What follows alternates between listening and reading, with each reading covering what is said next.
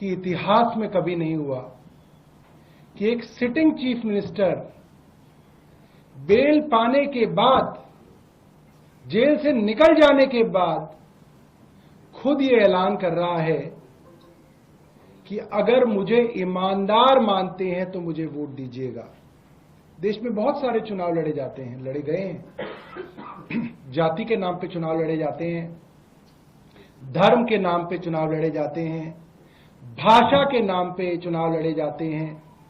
ये पहला देश में चुनाव होगा जिसमें एक मुख्यमंत्री कह रहा है कि ईमानदारी के नाम पे इस चुनाव को लड़ा जाएगा, और वो तब जब देश की केंद्र सरकार सारी एजेंसियों को लेके, क्या ईडी, क्या सीबीआई, क्या इनकम टैक्स, क्या एसीबी, सब एजेंसियों को लेके एक मुख्यमंत्री के पीछे लगी हो और उसको बदनाम करने की कोई कोशिश ना छोड़ी गई हो, कोई ऐसी बदनामी की कोशिश ना छोड़ी गई हो 2 साल में जो भारतीय जनता पार्टी ने ना की हो।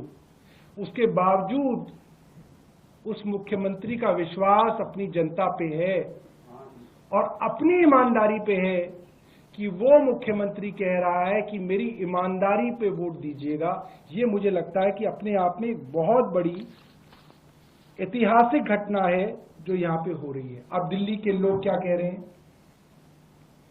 इसकी चर्चा कल से बाजारों में, चाय की दुकानों पे, सुबह दूध लेने जाते हैं उन लोगों के बीच में, ऑटो वाले कहीं खड़े होते हैं तो उनके आसपास कुछ लोग बैठ जाते हैं, उनमें हर जगह चर्चा हो रही है। और यही चर्चा है मेट्रो में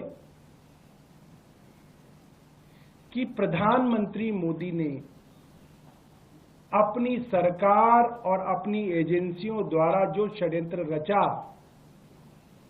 और अरविंद केजरीवाल जी को फंसाने की जो कोशिश हुई, अरविंद केजरीवाल अकेले लड़के उससे बाहर आए हैं और उन्होंने इनके सारे षड्यंत्र कल फेल कर दिए जब उन्होंने कहा कि मैं जनता की अदालत में जाऊंगा, जनता के सामने अग्नि परीक्षा दूंगा। अगर जनता कहेगी कि हमारा मुख्यमंत्री ईमानदार है तो मैं इस कुर्सी पे बैठूंगा, वरना नहीं बैठूंगा।